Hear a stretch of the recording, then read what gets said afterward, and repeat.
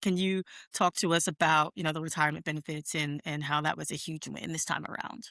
I mean, even looking back to the last CBA, this was a conversation that was brought up then. But where we were, I mean, it was a pandemic and all the things that were happening. We were trying to just get a season that just kind of got pushed out of the way as like not a top priority at that moment. It was like, we're just trying to increase salaries right now. Like, we'll have to circle back to that and like hopefully come around to be able to do something with retirement in the future. But right now, the priorities are X, Y, and Z. And so this go around, from the very beginning, I was very adamant about doing something for retired players. And we had gone through different, avenues of what that could look like. And, could it be an escrow plan where they, something goes in and they can pay out over time. And then the league came back with the one-time payment. And so we kind of adopted their model of like, okay, if this is what you want to do, what you just offered is so embarrassing that you shouldn't even feel comfortable or confident to have actually put that on paper and sent that through.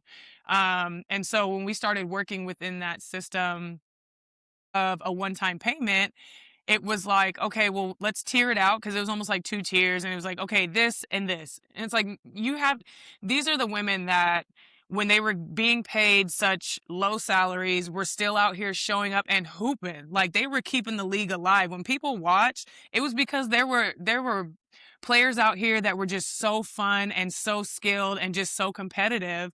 But then, we're having to leave and go overseas and then having to make decisions like, okay, I'll sit out the W season and get paid for my overseas team to be able to like live my life as, I should as a professional athlete.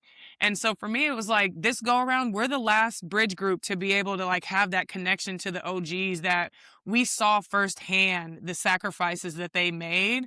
And it's time that they get at least something to say thank you for keeping this league alive so we could have this moment to be able to fight for what we deserve even more.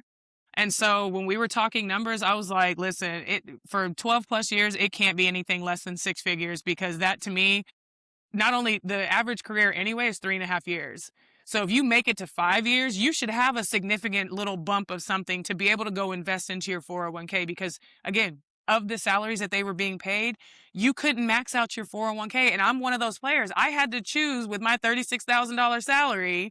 Am I going to put half of that in my retirement or am I going to use what I get after taxes to be able to live and buy groceries? And I chose the latter. And so for me, I'm like, that's the reality of the players before us. And so even now, is it enough? Absolutely not. I think every payment should have been six figures and above. But I'm like, at least it's something to just show our gratitude to them for allowing us to have and be in this moment.